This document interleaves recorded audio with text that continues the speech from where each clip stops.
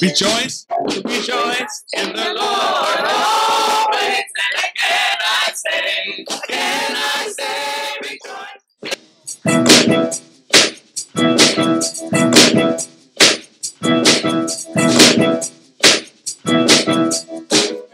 My name, as you know, is Elder Julio Basurto, and I also lead the health ministry team.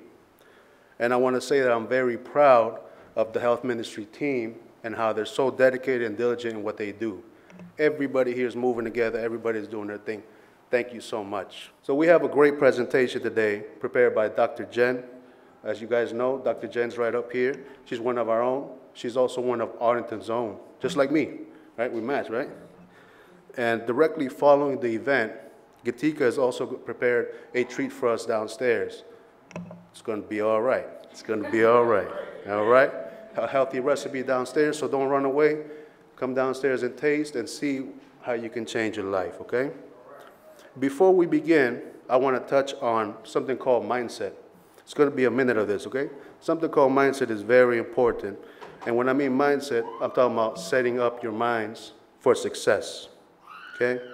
Because the way you look at things is going to directly impact your success in anything that you do. Okay, your mindset, your attitude towards it, your beliefs towards it. This can impact you in a class that you're taking. This can impact you in a business venture, in a job interview, okay? Scripture also touches on this as well.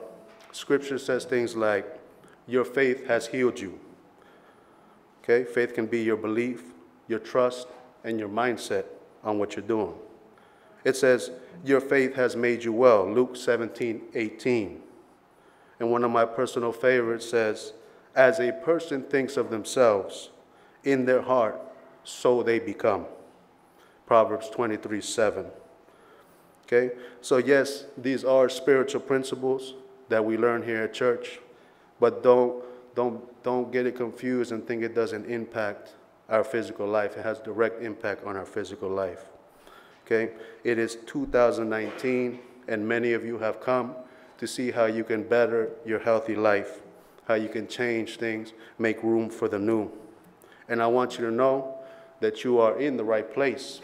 I want you to know that you have a whole group of people right here that is supporting and has the same goal. Okay? That automatically increases the success rate of what we're doing here. In 2019, I want to make it known too that you will be able to sleep better. You will be able to exercise better. You will be able to eat healthier. You will be able to improve your mental health. And you will be freed from addictions. That's the kind of stuff we're going to work on here in health ministry. So with that, I want to let you know, welcome to Solid Rock. Welcome to Health Ministries 2019. And welcome, Dr. Jen.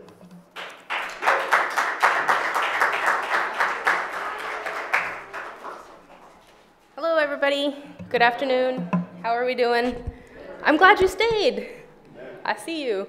Thank you very much again for everybody coming out, for taking time in your Sabbath afternoon nap time. Hopefully I won't put you to sleep, to come learn a little bit more about sleep and some other important to-dos. I think I've met everybody in here, but for those who don't know me, my name is Jen. I'm a first-year neurology resident at GW University Hospital in DC. I actually grew up in this church, like everybody's saying. Like, I used to go to Children's Story right here. I was in Sabbath school downstairs, and now I'm all grown up a little bit. But that also goes to say that I am a first-year resident. I know we have a lot of expertise in here in the room, so, you know, I like to share what I know, but I also appreciate what other people know, and I think this is a group effort to kind of admire and learn more about the body and health that God has given us, and I think that's a cool thing that I like to do. It's one of my passions. I enjoy doing it. I like to teach because I've met a lot of people who take their health for granted, who will come into the hospital and don't really know, what kind of medications they're taking or what their diagnoses are, and they kind of just float along. And I think the body is so cool. The body is so interesting. The way it works together is exceptional. And I really enjoy sharing that with people who don't necessarily need to know all the nitty-gritty details of how things work and how medications work, but it's so cool to just realize that there are so many things going on in our bodies that we don't really understand, but they work together, and it fits, and we can see, and we can eat, and we can digest. So that is something that I want to make medicine accessible to everybody. That's one of my passions. So that's why I like talking up here. It doesn't really mean that I know all the answers. It just means I like to share some of what I do know. Like Julio was saying, thank you so much for having me. We couldn't have done this without the health ministry, without Pastor, with all the pieces coming together correctly, so I do appreciate everybody's support. Without further ado, I want to start by playing a game. It's called Doctor or Nah. So we need participation, don't be shy. I'm going to list out a couple of scenarios, and I want you guys to say if you would call the doctor or go to your doctor or go to the ER for these events. Okay, you ready? So the first one is you have a cough and fever. I'll give you more information. Let's say you have a cough and fever for a week, and you haven't been able to go to work or school. Are you going to call the doctor? What about if you had a cough and fever for just like a day and you just feel kind of bad? Would you call the doctor? Probably not. Probably not. So what is concerning about a cough and fever for a week? Won't go away. Yeah, you're missing work. You're not feeling yourself. That means your body is fighting something for a week. Like, I don't think even in the military people are out there fighting for a week at a time. You know what I mean? So your body shouldn't be fighting infections for a week without improvement. So that's something I would call the doctor about. And when I say call the doctor, this could be your primary care doctor for this one. Cough and fever, you can call up your primary care and see if you can get an appointment really quick, right? Or urgent care if it's that serious. It doesn't necessarily have to mean emergency room and I'm going to get admitted to the hospital. So take that into consideration as well. How about the next one? Nosebleed. Doctor or nah? Nah. Nah. Who thinks, oh, careful, careful.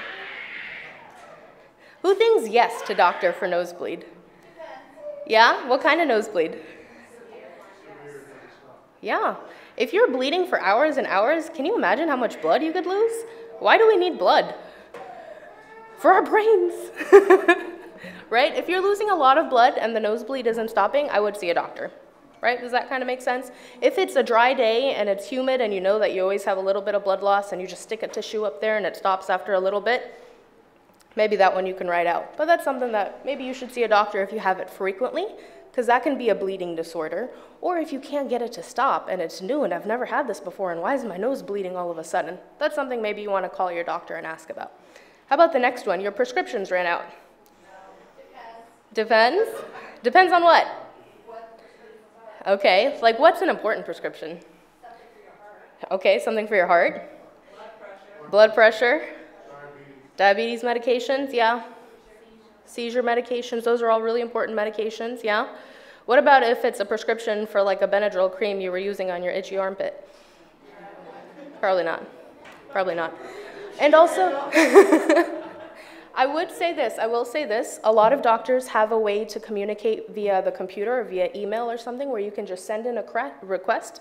I'm running out of my seizure medications, please can you fill this, I need to pick it up. And also, when do you call the doctor? When you know that your meds are running out? Like the day they run out? Yeah, especially if it's an important medication like seizure medications, right?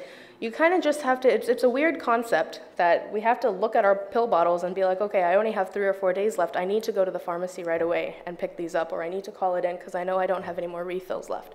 Whatever the case, that's something you can call the doctor for. If you are you're completely out, you messed up, you couldn't make it to the pharmacy, sometimes ERs can dispense something, especially for something as important as a seizure medicine or a blood pressure medicine, yeah.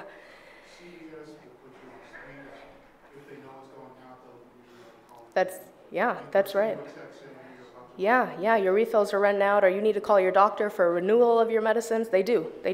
And it's so important, especially if you are on some long-term medication that you know you need to be taking for a while, it's so important to get those meds. It's not something, usually some medications are as needed, right? But a lot of medications are not as needed. And we feel fine and we feel great, but we can't just stop medications without letting our doctor know, or not filling them. That's not something that is recommended, right? How about the next one? Weird spot on my forehead. Yeah? What's it depend on? I would hope that if it's a bullet hole in your forehead, you go to an ER. Somebody takes you to an ER. Oh, that's another one. What if it's something really small, you just noticed it, it kind of looks like a pimple, what are you going to do then? Yeah, watch it, Google it. I think Google is a good one, WebMD. But I wouldn't replace any of those with somebody who studied in medical school. Just, Keep that in mind too, right? So if you're worried about something, it's getting bigger, it's changing shape, it's changing colors, and you're concerned about it, that is something you can bring up, again, with your primary care first. This is something maybe your primary care would take a look at and refer you to a dermatologist if necessary, a surgeon if necessary, or if it's something like bleeding out of your head, then yes, go to the ER. How about I stepped on a nail? Yeah, why is that important? Why is that important to go see a doctor? Yeah, and we're going to talk about shots soon. How about chest pain? It depends. Okay, let me give you a couple of scenarios. What about, that was a weird sharp twinge in my chest and I was moving around. Now it's gone, but it was a weird sharp twinge. Depends. Here's what I would do in that situation. I would email my primary care and say, hey, I had a weird sharp twinge. I've been under a lot of stress. Is this something I need to go to the ER for? They are usually very responsive. Yeah, the stress part is important to remember too. Now, if it's crushing pain right here and it's associated with shortness of breath and you're starting to sweat, yeah. And here's another important point. When you need to go to the ER, are you jumping in your car and driving yourself to the ER? Why not? What's? Yeah, but do you know how expensive ambulances are? Why is it? Why? That's exactly right. Ambulances, they have paramedics. We can start IVs in you. We can give medication right away. So yes, maybe you live just 5 minutes down from the hospital and you can walk or you can drive, but if you are having something like crushing chest pain, that's something that you should call an ambulance for so they can address it right away. They can take care of you on the scene before you even go to the hospital. So yes, ambulances are expensive. I'm not saying that against that, but it'll get you the attention you need, especially in emergencies, right away, okay? Okay, the next one, how about your annual physical? How many of you guys have an annual physical? Yeah? That's good. That's more than I expected. I usually just get it if I have to get it, for like work or for school or something. But that's something you have to see a doctor for, right? Most people have to go get an annual checkup and get the routine lab work maybe, or they'll check to make sure all of your screenings and all of your shots are in place and you're eating okay and you haven't lost too much weight and your blood pressure is okay. So that's something, I'll talk about when that's recommended and stuff like that. So that's something you would have to go see a doctor for. How about a flu shot? Yeah, you can get a flu shot at CVS, right? You can go to their 1-minute clinic or whatever, so you can get a flu shot at various different places. If you can't get it anywhere else, get it somewhere. So if your only resource is your primary care, please call them up and say, I need a flu shot this year. Especially if you're going in for your annual physical anyway, please be sure to do that. But you don't necessarily need to call your doctor for that one. How about I fell down the stairs? What if I just slipped down the stairs and my butt kind of hurts? Maybe not. That's probably just a muscle tension, muscle sprain, right? But what if you fell down the stairs and you're maybe a little bit older, greater than 60 years old, and you hit your head? That's dangerous. That can be dangerous. You should never sleep off a fall down the stairs, especially if you have head injury. So go, even if you feel fine, go check it out, just to be safe, right?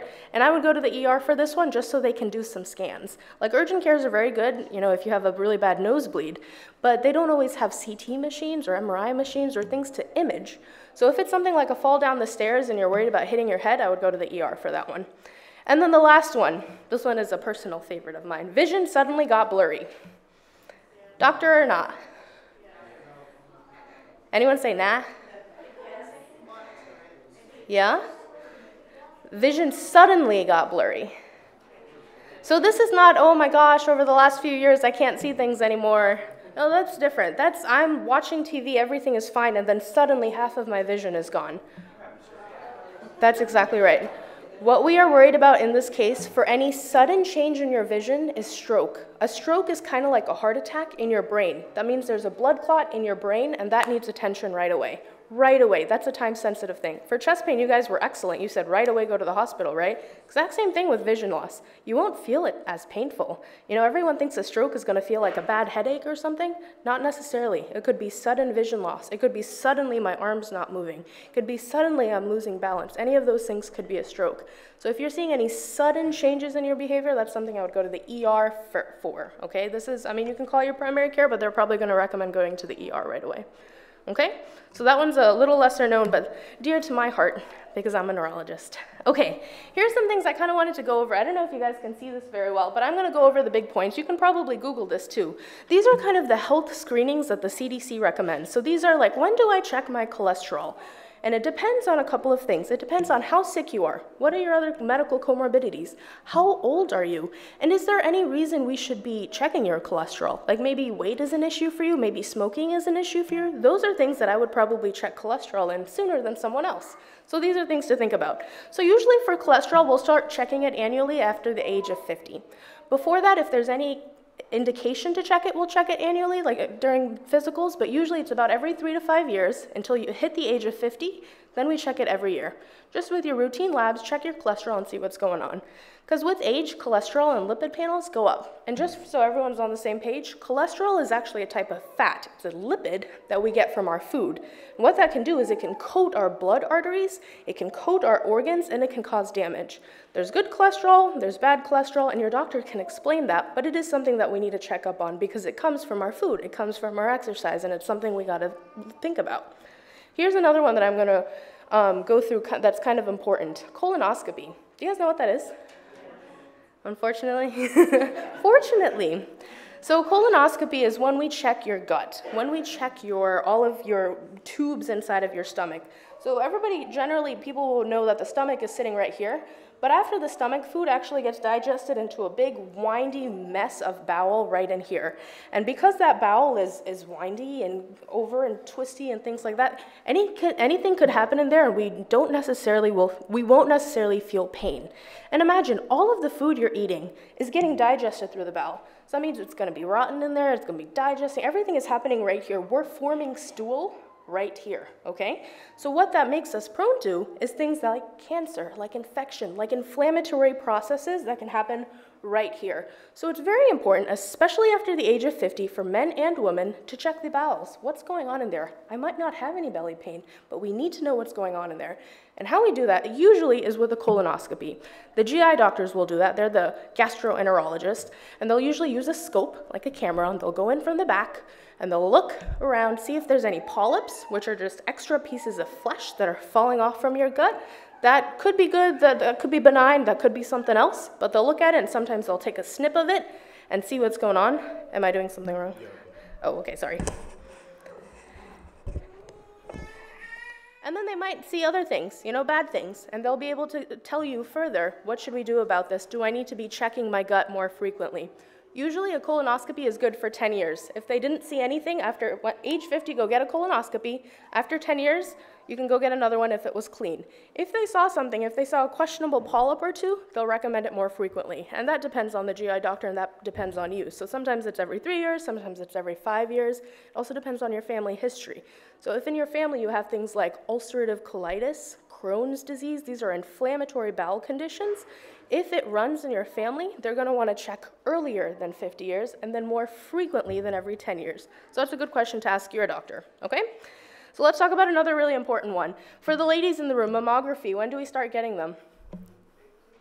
My mom knows the answer to this. She works in a breast cancer center.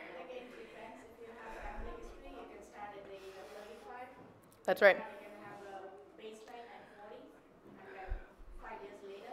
That's right. So if it's clean at 40, you can do it 5 years later, and then just keep, from 50 on, get it every year. You should be very aware of your family history. If you're noticing that there are a lot of ladies in your family with breast cancer, ovarian cancer, uterine cancer, you gotta start thinking about, there's some kind of hormonal component to this, I need to get checked out. So usually what we do as physicians is 10 years before when that family member was diagnosed, we'll start checking you. So if you have a grandma that was diagnosed with breast cancer at age 65, that's kind of late, so we'll start checking you at 55. Ideally, we would have probably checked you earlier than that, to be honest. But those kind of things. We'll usually start checking 10 years before your family member had it. So remember, at 40, get a mammography. It's just an ultrasound. It's a mammogram, right? And they'll check to see if there's anything in your breasts that shouldn't be there. This could just be calcium deposits, but it could be much worse too, so it's very important to get those checked. Okay? So the next one, let's see what else I want to tell you about. Some of these other ones are very specific to people. So I always get questions about the PSA, the prostate-specific antigen. Do you guys know what that one is? That one is for men, and it looks for prostate cancer in men. So research doesn't really show that the level of your PSA is actually correlating with your cancer risk.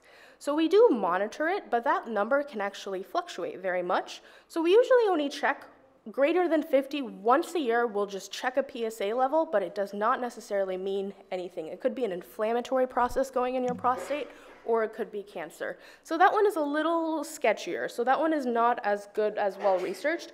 But around the age 50, especially if you are having symptoms of pain, if you're having symptoms of flow issues with urination, so just to make sure, so the prostate lives right here. It's a little bit lower than our gut for males. It lives in males, not in females. So it lives right here, and it actually compresses from where the bladder releases urine to get it out. So it can actually compress right along here, and if it's especially too big, it can make your flow, your urination, a little bit weaker, a little bit more difficult to start that flow. And so it's very important to be like, what's going on there? Why is it getting bigger? Let's get it checked out. So the PSA is one way to do it, but doctors will generally recommend other ways to do it. They'll take a picture of it, they can go in there with the scope, there's some other things. So usually 50 and above, look out for it, because there's a saying that says, you know, especially in men, greater than 50, at some point, everybody is gonna have some kind of prostate issue. So look out for that. Okay, so this is not like a location, regional thing. This is men, you have prostates, and sometimes it misbehaves. Does that kind of make sense? Blood work at 50, the blood work is not as specific. So that's the one. So like, you know, with other things like lipids and cholesterol, I can give you a test and I can say, this is what your cholesterol is. But with the PSA, the prostate-specific antigen, it's not as specific to prostate cancer or prostate issues. It could be inflamed in a lot of different processes. It could be a screening test. So if it's high, then we go in there and we can take a look. If it's low, it's probably nothing's going on. So annually after 50. Ask your doctor if you have any more questions about that one. That one is a little bit gray space. If it's a low reading, it's probably very low likelihood, but it doesn't rule it out. That's on the lower end, so you're probably okay. But again, talk to your doctor about it, okay? Does that make sense? Just be. Sorry, we have microphones if people want to say. Yeah, sure. Yeah, if you guys have any more specific questions, we have microphones so we can all hear it too, okay? So the questions that have been asked so far is, what if it's a low reading? Ask your doctor. We don't want to say yes one way or another. It's not as specific as something like the hemoglobin A1C. You know, it's not as specific as something as the cholesterol panel. Does that make sense? So it's something we can use to monitor, but it's not as good. All right, let's keep going. So another thing that is important about going to your doctors is kind of a sensitive topic, kind of a touchy topic, but I kind of wanted to bring it up because people have a lot of questions about this, and this is vaccinations. This is an interactive session, so please ask questions. Tell me what you know, and I'll tell you what I know. How about that, okay? So these are the recommended vaccinations and immunizations that the Center for Disease Control in the United States is recommending for people of different ages. And I kind of want to go through them because sometimes patients are like, you know, when I was younger, I just got one shot and everything's fine, or I didn't get any shots and I'm fine. And why do we need shots anywhere? And what's inside of the shots? And what are we putting in our bodies? And isn't it associated with autism and all kinds of things? And I know you guys have read up on this. I know you guys have heard lots of stories. So let me tell you, this is what is taught in medical school, and this is what generally doctors are practicing, okay? So the influenza shot, that's the flu shot, we recommend it yearly for all ages. The flu is a bad virus. The influenza virus can cause pneumonia, and it can cause death. So it's a bad virus, and the flu shot that we get every year is curated so it tries to trend what kind of viruses are out there this season, and they're trying to predict what kind it is, and then you'll get a vaccine that protects you against that kind. So that's why sometimes you get the flu shot and then you get sick, because that's foreign chemical that we're putting in our body, and then sometimes you still get the flu. Like, it didn't work, I got the flu shot and I still get the flu. It's because we don't have a miracle cure for the flu. Okay, we're not God yet. We don't have every single virus that can cause influenza. We don't have all of them in some kind of a library for me to say, okay, let's just make sure you don't get any of these, and I'm going to give you some of this so our body protects it.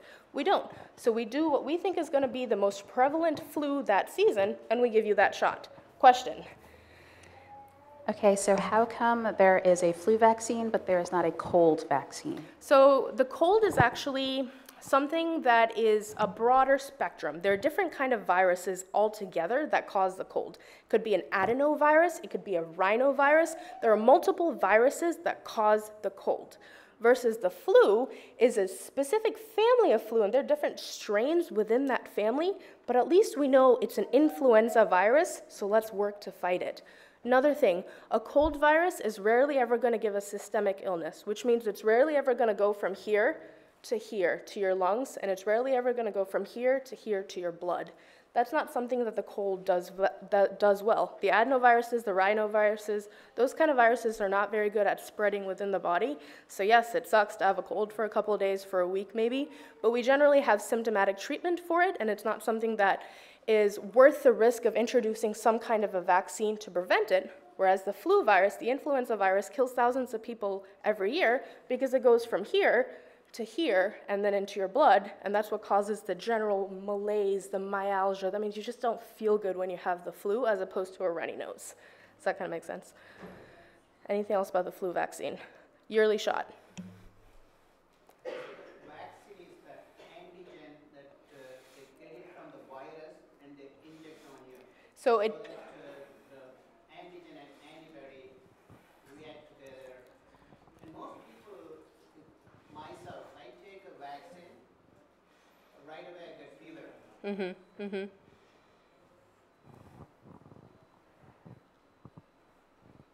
sorry.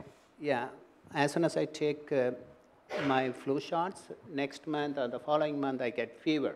Yeah. That is most probably it's flu Yeah. fever. What Yeah. is that? Yeah, so let me kind of clarify what my dad was saying here. So an antigen is a chunk of the virus that we're introducing into your body. That sounds scary, that sounds horrendous. What are the doctors doing to us, right?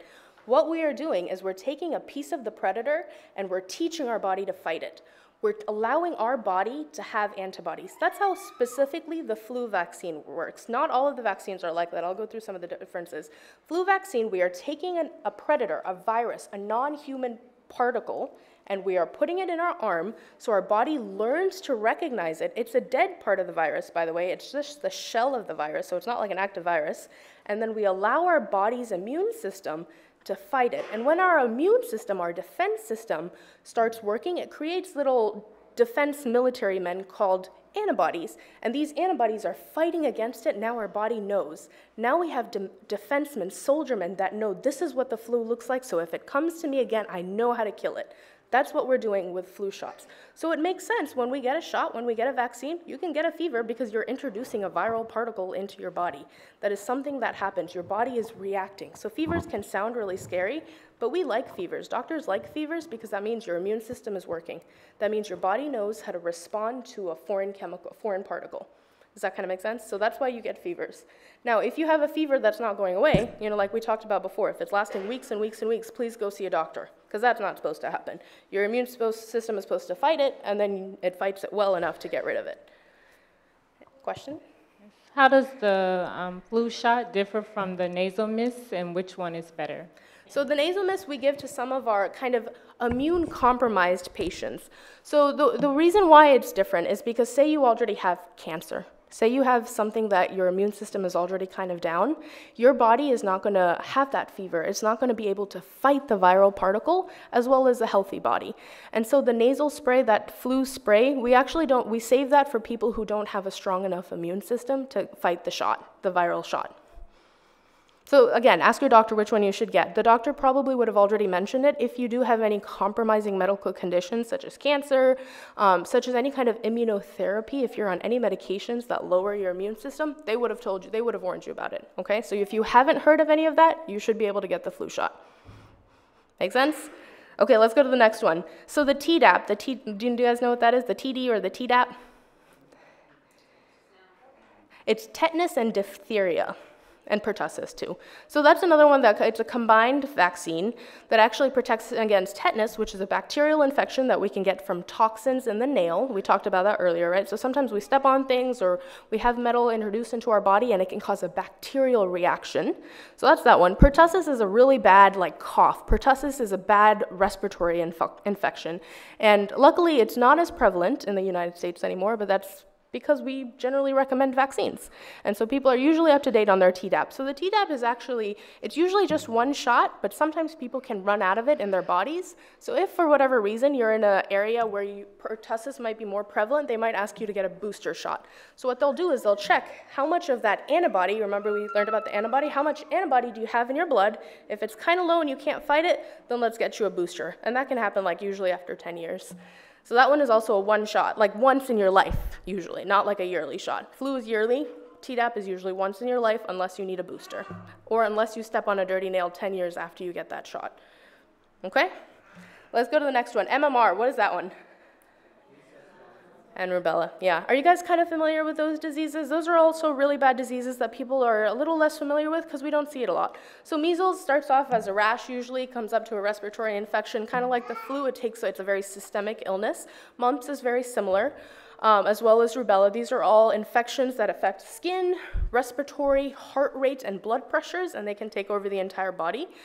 You see it a lot in children. Where it is prevalent is when you get it from children. So we do like to give this vaccine to prevent children from having it, but also to prevent us from giving it to anybody else. So healthy bodies actually should be able to have something to fight these, but these vaccines can help booster that. Does that make sense? Let's talk about the next one. Varicella, I just gave you the answer. VAR is varicella. I translated it in my head and then I didn't think about it. What's varicella? Any guesses? Yeah, chickenpox, it's chickenpox. How many of you guys had chickenpox when you were little? So if you had it when you were little, what does that mean now? Yeah, except you can have shingles. So varicella is a virus.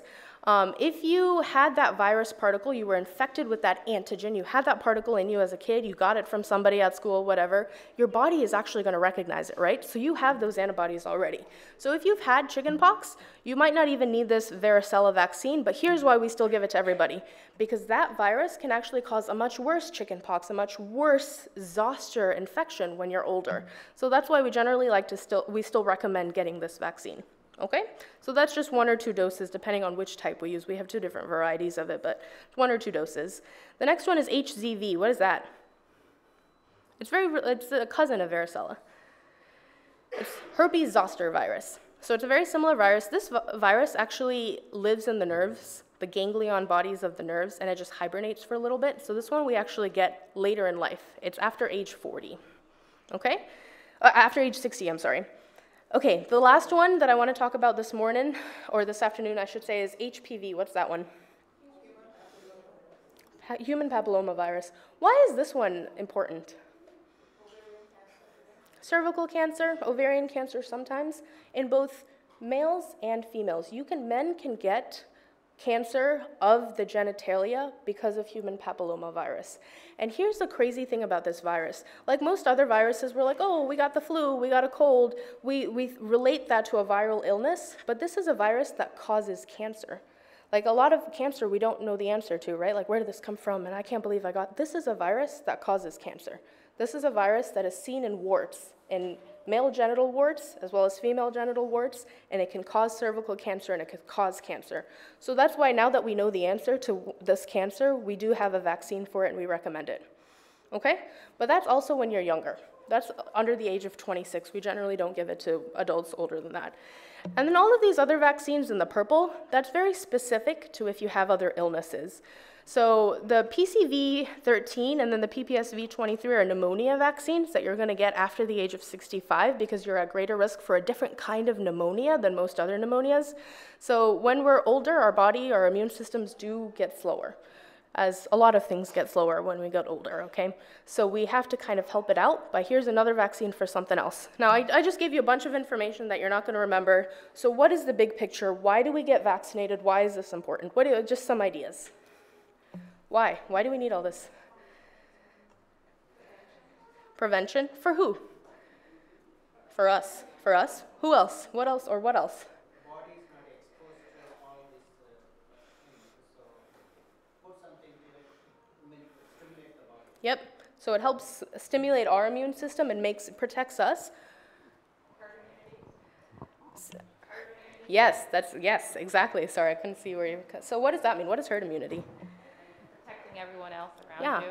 Yeah. You might think you're the healthiest person in the world, and here I am coming to church, and I'm so healthy, and I eat my vegetables, and I'm vegan, and nothing's going to get me. But what about somebody that's next to you, and you didn't get your flu shot that year, and your body probably was exposed to the flu. You guys probably all have been exposed to the flu this year, and your body has just fought it, unless you actually got sick, but your body has probably fought it. But what if you're sitting next to somebody at church who doesn't have that immune power? You don't know what anybody else's body looks like. You don't know what kind of power they have. And by you not getting your vaccine, you're exposing somebody else, and they can get sick too. So that's why it's generally recommended for kids, like it's mandatory for public education kids for them to get their children's vaccines. I didn't even go through the kids' vaccines. That's a whole other chart. We can go through that at some point if we want to, but I didn't even bring that up. So that's kind of the idea for that. Any other? So I have a question.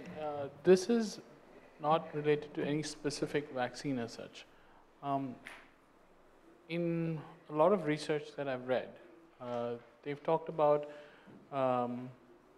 how the combination of vaccines can supposedly cause autism. Yeah, let's talk about that. And then the other thing they talk about, they meaning all these people who,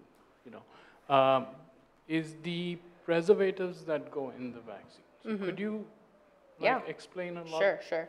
So I think that's the next topic I was hoping somebody would ask about. One of the biggest arguments against getting vaccines is that it's not safe, that it has side effects, it causes autism, the preservatives that we use in these vaccines are not good for the body, and this is Big Pharma's way of making money, and this is the government's way of getting us all sick and eugenics and all this stuff. They might have a point. So here's what I'm saying when I say that. When vaccines are made, they are made with preservatives. They are absolutely correct. And in the past, these preservatives have included things like mercury. And in the past, say 30, 40 years ago, we didn't know mercury, that type of mercury and lead were bad for the body. So those batches of vaccines may have caused illness. I don't know. I wasn't alive back then. I don't know.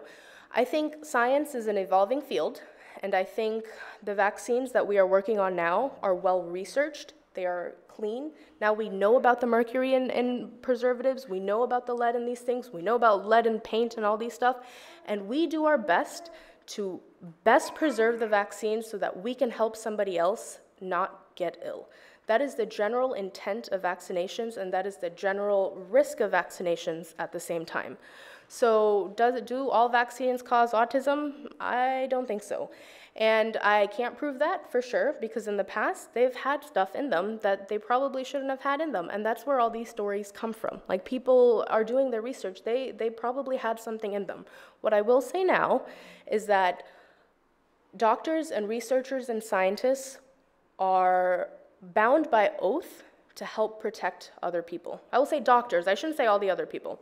I will say doctors are bound by oath to help others. That is something that we have to do. And we wouldn't be recommending these vaccines if we thought it was more of a risk to you than it was a benefit. And if I had to, I tell all of my patients this, even new moms who are a little bit scared about giving vaccines to their kids and stuff, there is a risk. We don't have all the answers to everything. We are not God. Unfortunately, as smart as we think we are, we don't know everything. So there is always a risk of something in the vaccine that's not supposed to be there, and I don't know. But I think it does such good things for you. I would rather you take the risk of that and be protected than for you to go back out there and get a disease that is going to harm yourself and harm someone else, because we have, what I know for sure is that it has proven to work against things like pertussis and rubella and mumps and measles. We barely see that anymore. Same with polio and smallpox and all of these things. We don't see that anymore because we figured out a way to protect our communities against it. And I think there might be a risk, but there is a lot of benefit. That's what I'm going to say about that. Yes. Sounds silly, but the past 5 years I always go through and get my flu shots. And the thing is, whenever I have my flu shots, the more I get the flu symptoms and I get sick. Yeah. But when I stopped, when I did not get it. You were strong. I know. Is there a medical reason why that's so? It's not. There's no medical reason, and we hear this all the time. So the flu shot, the reason why the flu shot is not always as effective as some of these others is because there's a lot of influenza viruses within that family of influenza, and we just don't know how these viruses are going to mutate every year.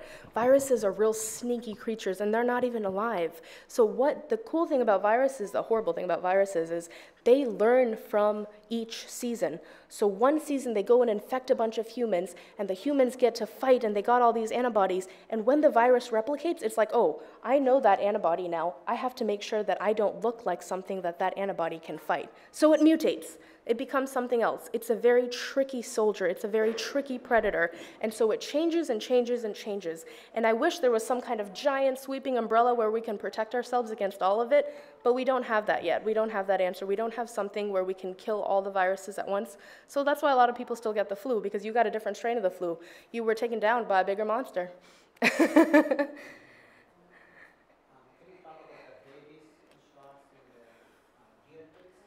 Yeah, so ticks carry, so deer ticks and stuff like that, they carry a lot of diseases.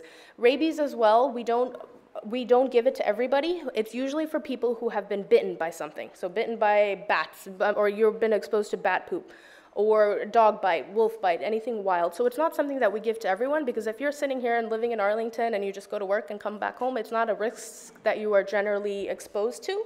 But for somebody who lives out in, say, South Dakota and it has a lot of exposure to farm animals or creatures out there, and maybe they get bit by something, or they picked up a tick and they're carrying some kind of Lyme's disease or something like that, that is a very specific situation where you could get a vaccine for that, or a shot for that.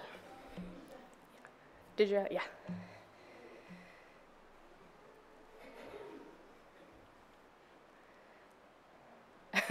Not working?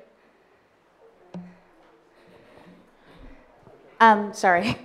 So this is more like a general health question. So obviously, like the best way, I mean, other than vaccines, to prevent disease is to like do the basic things we know to do, like wash your hands, like for real, and not use, don't be lazy and use the antibacterial stuff. Like that's for when you can't get to the bathroom. But so I don't have any kids, but my sister is about to have a baby, and so I'm like all thinking about all these things about like parents who, like I don't know if it's like over antibacterialize, and then you have some parents who are like, I'm gonna let my kids go in the dirt as much as possible, and I'm gonna have like a party of chickenpox kids, like so. Like, what is just normal and okay? So the reason, there are two ideas of approaching anything, right? Take something and throw them into it and get them exposed so they're exposed and know how to deal with it. Or in a protected way, we can give you a vaccine that protects against it, and it's a manufactured vaccine that we have tested on other things, so we can see if it causes any side effects. So there are two ways of doing it, and generally kids are gonna be exposed to both of those things, where they go and be exposed to all the flu vaccines in the world, or flu viruses in the world at school, right? But they also got the shot, or whatever it might be. Generally, I would say that something that is manufactured and researched and made is a little bit safer, just because you don't know what kind of mutations are out there. Like we were talking about the superbugs before, those super viruses, they mutate all the time.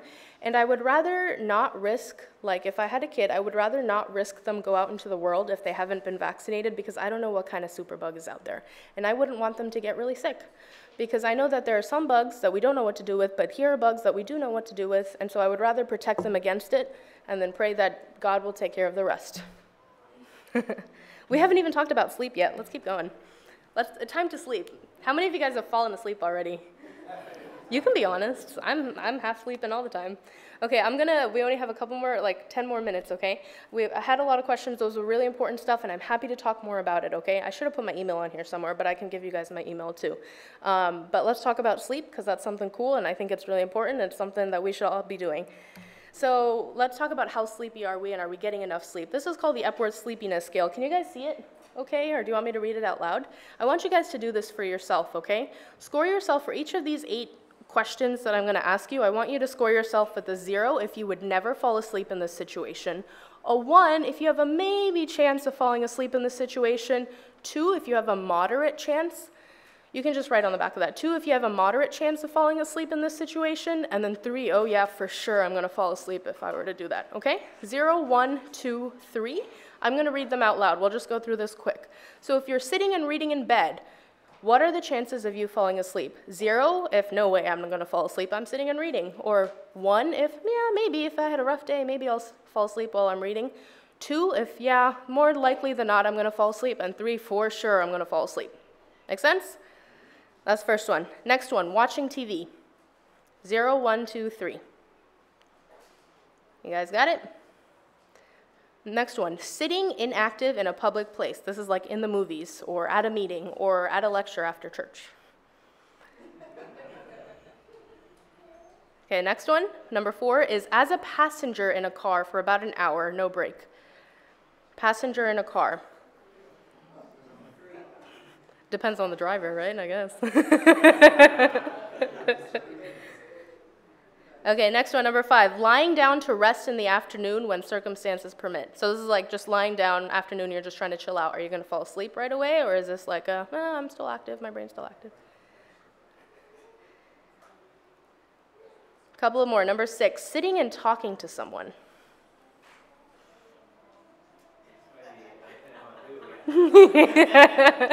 Yeah. Okay, next one, number 7, sitting quietly after lunch without any drinks. So this is just food. After lunch, you ate, and you're just sitting down. Okay, last one, okay? You're in a car, you're driving the car, and you're stopped for a few minutes in traffic.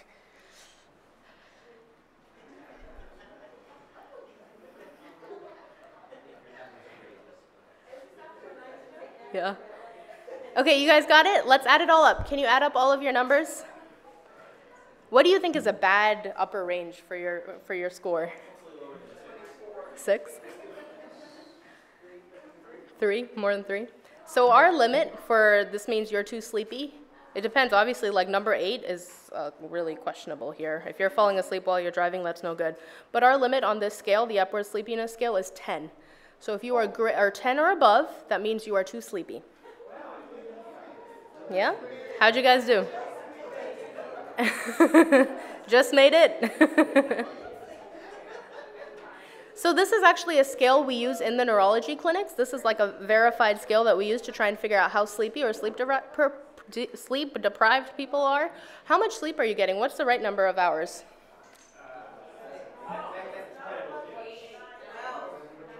9, 8, 12? Well, it depends on the age, right? What if there's a toddler, like 2 years old? How much sleep are they getting? Yeah, what if they're even young, like a 6-month-old? How much is a 6-month-old sleeping? Oh, sorry. I don't know what I'm doing. Okay, 6-month-old, how much is a 6-month-old sleeping? Yeah, probably more, probably closer to 18 hours for a 6-month-old. 2-year-old's probably closer to 12 or 14. How about like a kid in high school? We should be, right? Okay, here's what's recommended. Here's what CDC recommends. Most adults should be getting 7 hours of sleep.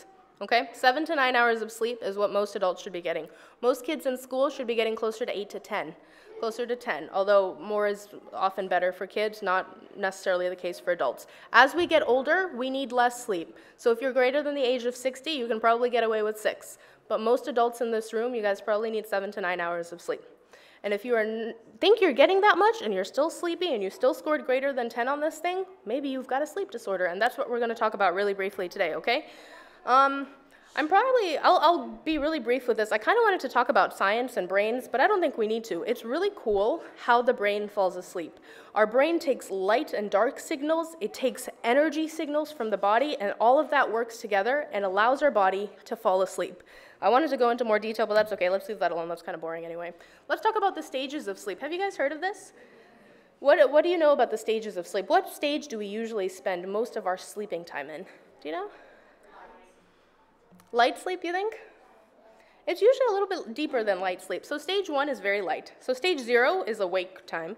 Stage 1 is when you're just falling asleep and you're still kind of conscious and you're still thinking about when you need to wake up. That's stage 1. Stage 2 is you're out and you're not really responding to the world, but you're not in deep sleep. Your body's not completely relaxed, but your breathing is slowing, your heart rate is slowing, okay? Stage 3 is where we spend most of the night. Stage 2 and stage 3 is where we spend most of the night, where you're completely out, your breathing is really slow, your heart rate is slow, your blood pressure is lower, your body temperature is lower as well, and this is where you're getting most of your energy, okay, during stage 3. What's REM sleep? What does REM mean? What does REM stand for? Yeah, so that's like kind of backwards from everything we just talked about, right? During all the other stages, you're like paralyzed and everything is calmed down, but in REM sleep, everything is revved up. Like your eyes are jittering around, your blood pressure actually goes up, your heart rate actually goes up. What's going on there? You're dreaming, yeah, you're dreaming. But our body still knows that we're asleep, so we're still paralyzed. So unless you have some kind of a disorder, which we'll get to, you should not be moving around and acting out your dreams, because that's not good, right?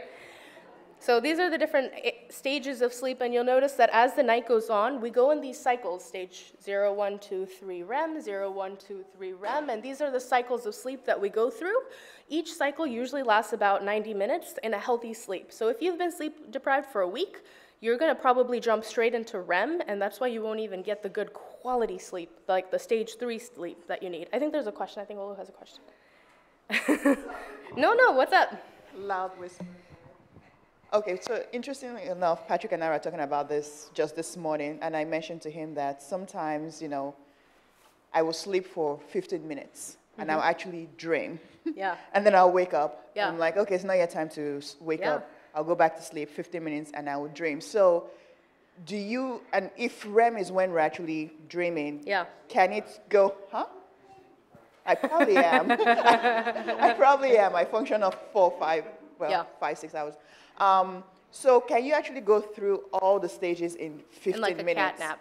Yeah. So probably not. If anything, stage 1, stage 2 is lasting like all of 30 seconds, and then you're going straight into REM is probably what's happening. So especially when we're really tired, our body likes to knock completely out, lose complete control, because all day you've been in control trying to stay up 28, 30 hours, trying to do all the things. So now the brain is just like, I need to just let go of everything because I don't have the energy to keep going, so it's going to go straight to REM. So that's why cat naps, we have vivid dreams, because you're probably jumping straight to that. Unfortunately, we wake up and we feel refreshed because we feel like we just climbed mountains and we were just dreaming and have a good time, but REM sleep is not the best quality sleep. Stage 3 is the best quality sleep. So how do we get there is we get better sleep cycles at night, and then your body will naturally get back into stage 1, 2, 3, spend a lot of time 2, 3, go to REM because it's fun, and then go back down to 1, 2, 3. Make sense? Okay, let's keep going.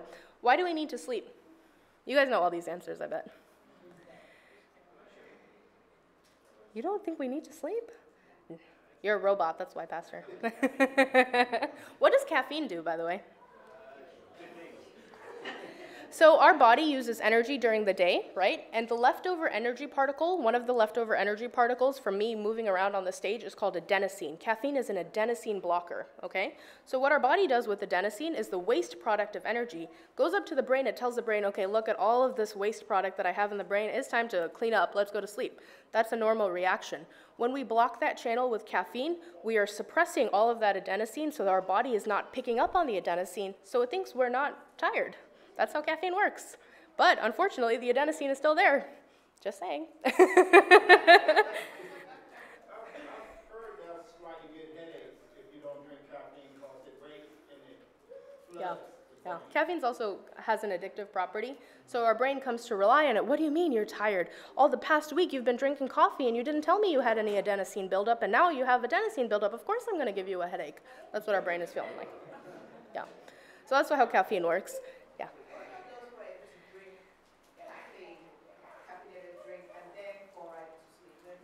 That means your brain's on a super high resistance tolerance of caffeine at that point. I used to do that, actually. I used to be able, in college, I used to take caffeine pills and still fall asleep. That was a bad level of sleep deprivation that I was at. Not healthy at all. But, yeah. So why do power naps work? Yeah. So what we do is we're shutting down the brain, and it's kind of the benefits of this. So even if we're jumping straight into REM, we are stopping our body and our brain from doing all the things. Our brain does so many things that we don't realize. Right now, we are interpreting all of the light that's coming in from the room. I can see every single person. I have to remember every single name. I have to remember what I'm going to talk about. All these things my brain is doing, working at 1,000,000 miles an hour. Like, can you imagine a computer having to do this? Like interpreting light, texture, color, human, memory of that human, memory of what's going to happen tomorrow or whatever. All of these things we're doing unconsciously. That's really, really draining. Our brain is really, really busy all the time when we're awake. It's also busy at night, but it slows down at night. So that's why power naps is stopping the stimulation. So even though we're jumping straight to REM because our brain doesn't have the energy to deal with it, at least we're not flooding it with stimulus. That's why power naps. So, better than caffeine? I say better than caffeine. I got another question for you. I've had times during the day where I just sat with my eyes shut for like 15 minutes. Didn't go to sleep. Yeah. Just sat there, and it energized me. Yeah. Is that because I've shut my eyes down from you know, computing a lot of Yeah, stuff? and you're not thinking about it. I like this picture. I'm not sleeping. I'm just resting my eyes. What you're doing is like we were saying before, you're reducing the stimulus to your brain, and you're also stop thinking. Because what we do consciously is we try to figure out what we need to do the rest of the day. What am I going to eat for dinner? I need to pick up the kids here. I need to drive. I think I'm running out of gas. I think it's just calming down and stopping all of those connections makes you feel better rested just by closing your eyes. So your brain's not even shut off at that point. It's the relaxation of it. And that's kind of part of what sleep does, is it rests and relaxes. So I'm sure you guys can read all of this for yourself, but clears toxins, makes memories. So if you are studying really hard all day, every night, and you are not sleeping, then you're not going to be remembering what you need to do for school, what you are learning. And all the students get it backwards. I did the same thing. But the reason why we need sleep is our brain is taking this ginormous biochemical pathway and it's translating it to, I need to remember this for my test. And if we don't make that connection from book to our long-term memory, it's not going to be, that connection is not there. It clears toxins. When we have toxin buildup, we have disease. Alzheimer's disease has been linked with sleep deprivation because Alzheimer's disease is linked with toxin buildup. Beta amyloid protein, which builds up in Alzheimer's disease, can be cleared by sleep if we just let our body sleep. It's also been linked to obesity because the cortisol levels, if we are going, and we're not resting, cortisol peaks all the time and our brain is on high energy mode all the time. No time to clear all these toxins, no time to get rid of all of this stuff. It's a state of high cortisol. Remember we were talking about this on the email thing, high cortisol. And so that leads to obesity. That's been linked with obesity and insulin resistance and stuff. Yes?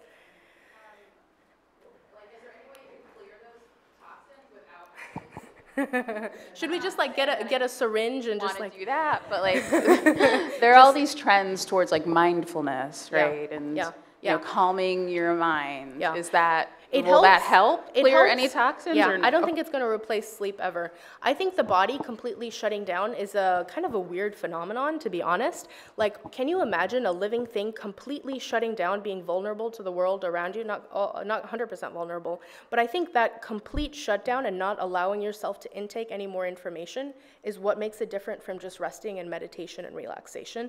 Both are really important, and that will do the trick too.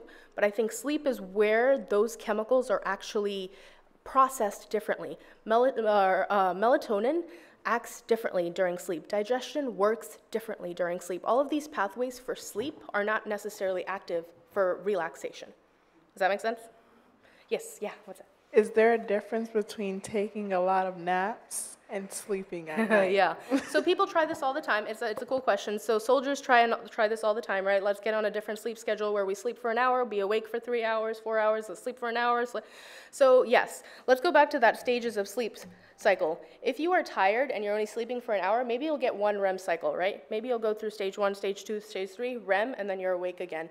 That's not as good as having consecutive REM cycles and consecutive stage 3 sleep. So you need this mush of all of it at one time to make it best for your brain to do all of this stuff. Solidify memories, process emotion, all of the stuff that's listed up here. Does that make sense? So it'll power nap you, but it won't necessarily refresh you in the same way because your body is still working. Okay, so you should sleep is very important. Yeah. You should sleep. It's very important. But what about, say, sleeping 5 hours during the week and then crashing, so to speak, and sleeping 14 during the weekend? Does that... Now we're talking. Now we're talking. Yeah, now we're talking. What's dangerous of? Yeah. Are we catching up on sleep? What do you guys think? Are we catching up on sleep on the weekends? It's the way I phrased the question. I gave away the answer. Yeah, so our brain actually works on cycles, works on schedules. The hormones that are released are working on cycles. It tells the light that is processed by our brain helps trigger the sleep cycle. So if we're sleeping until 9 or 10, the sun is up, there's light flooding into our room, yes, we feel great because I don't have to wake up to go to work, but our brain is already on a cycle, and it's like, what do you mean? There's light coming in. It's time to wake up. Why are you still asleep? So those last couple of hours that we're getting on Sabbath morning or Sunday morning, not necessarily the best sleep that we're getting because our brain is actually responding to all of this light and being like, why aren't we awake? Cortisol is already peaking at 7 a.m. Cortisol is our stress chemical, by the way, already peaking at 7 a.m. So why aren't we awake? Why aren't we using our brain? Why aren't we working? Is what our brain is doing while we're fast asleep.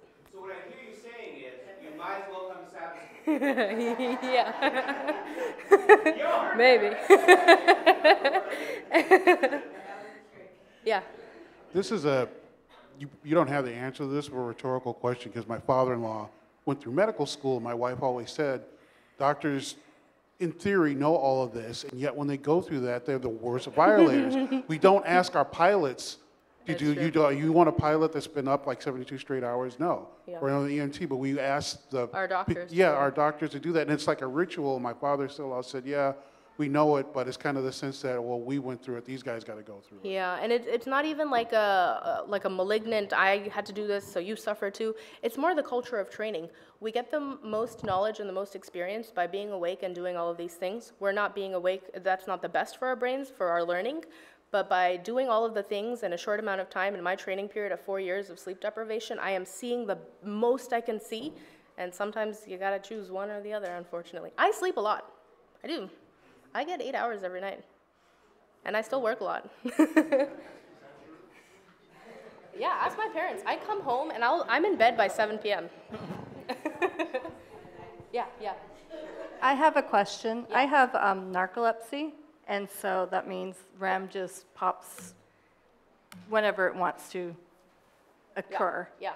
And so with somebody with narcolepsy, what's the best advice that you can give them for proper rest when their sleep cycle is not predictable? Yeah.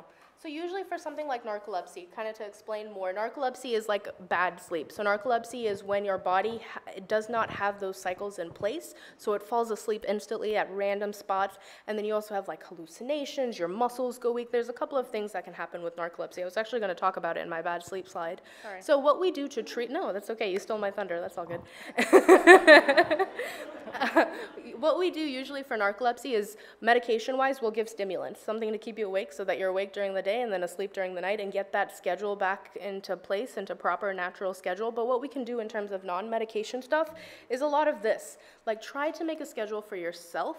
Try to do things that you know is going to keep you awake during the day. It's really hard. It's hard. Your brain is backwards. Your brain is not working as it should be. So it's really hard to get that schedule straight. It's really hard to do all these things like exercise during the day or relax before bed or make sure you're not using your computer or your phone, but it's really just getting your mind back into the mindset. Like Julio was talking about earlier, right? We have to trick our brain to get back into the mindset of my body is supposed to be awake during the day and asleep during the night. It's really just setting it. So since we're on that topic, these are all things that can help with good sleep. This is all what you guys came for, right? 7 to 9 hours for most nights. We have to set a schedule. So if you're waking up at 7 o'clock during the week, you should theoretically be waking up at 7 o'clock during the weekend too, because your brain is on a schedule. It is set, it is organized, it works on that schedule. And even though we don't work on a schedule, sometimes our brain and our body has patterns. That's how it works. Computers have patterns, and our brain is kind of a supercomputer. So you gotta play with that. Exercise, not right before bed. Exercise, what it does is it tires our body out. So usually 3 or 4 hours before nap time or before bedtime, you should try and exercise because that gets all of the energy of the day out, and then it makes your body cool down and get ready for nighttime.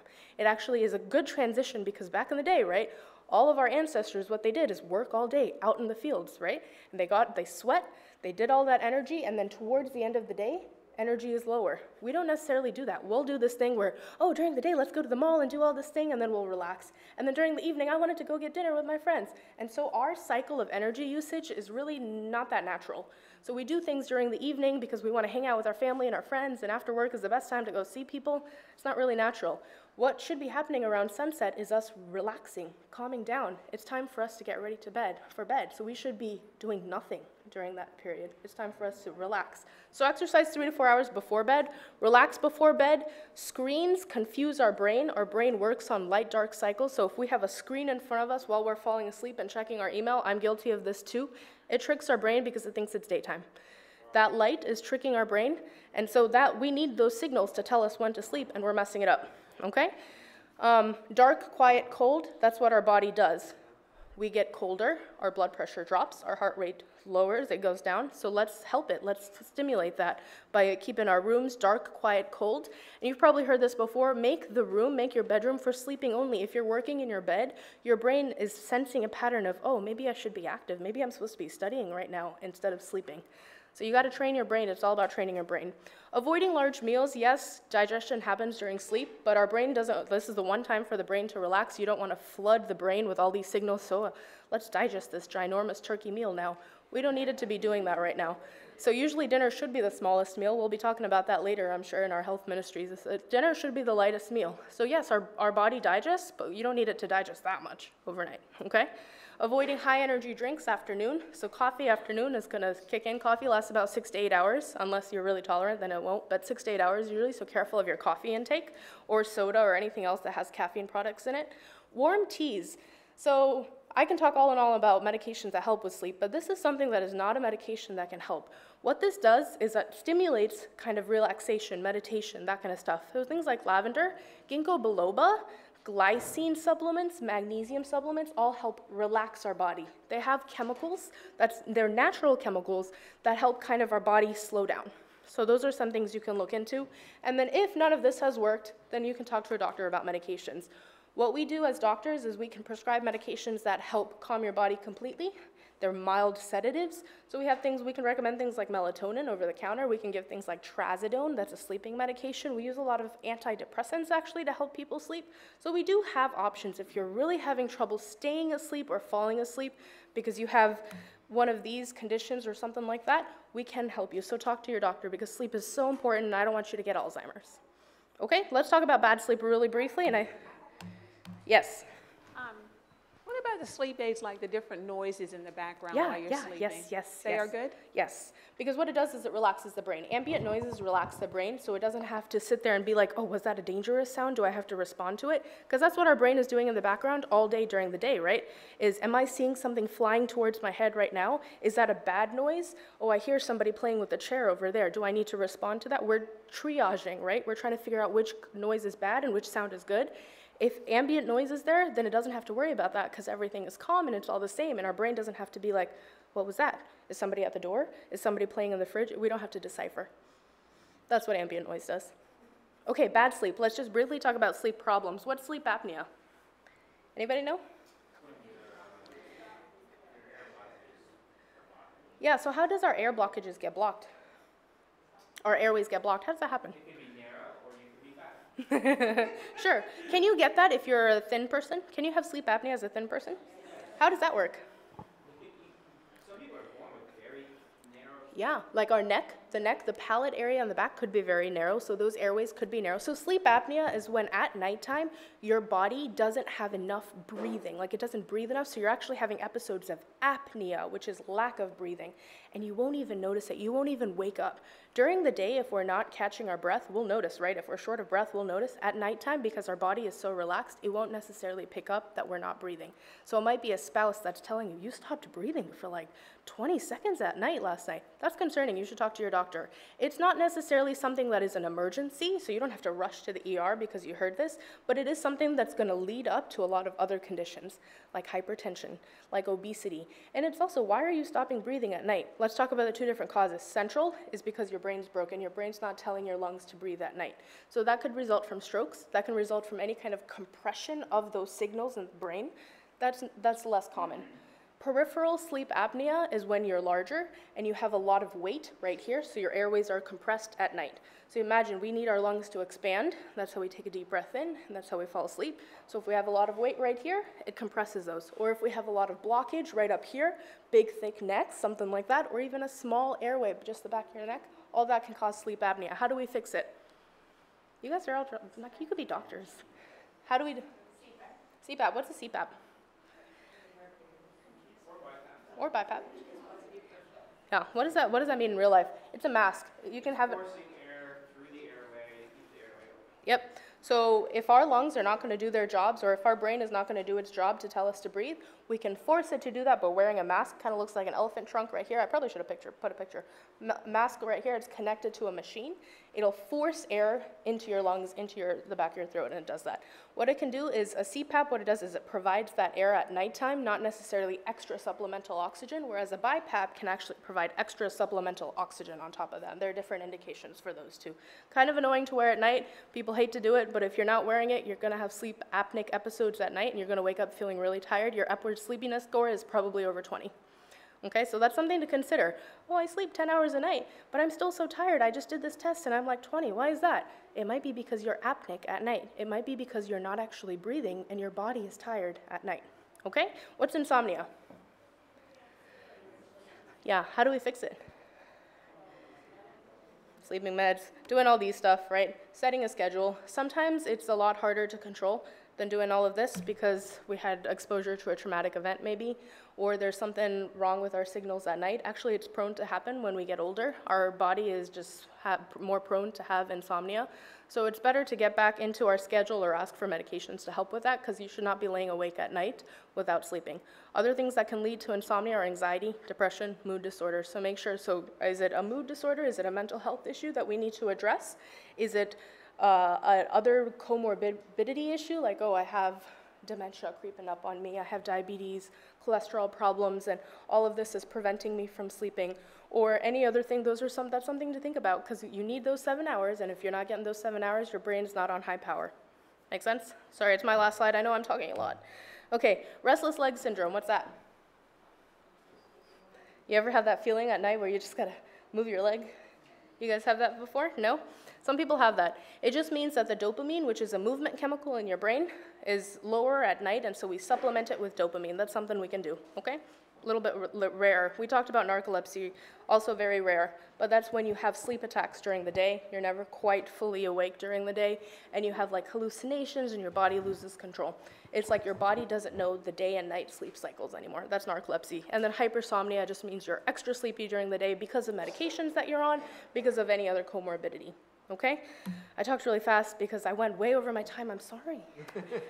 But I want to end with just this saying, we were made to sleep. We were made to rest. God rested on the Sabbath day. We were not meant to be working all the time, 24 hours all the time. We need sleep.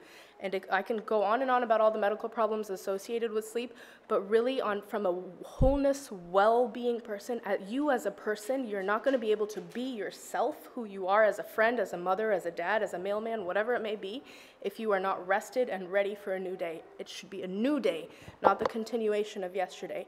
And it should be every day is a day that God has given you 24 hours for you to accomplish something, and you're not going to get those 24 hours back, so make use of the sleep and the rest in between each day. Does that make sense? Okay, I know we're over time. Should we learn how to cook something cool? All right, go. I'm gonna let her read.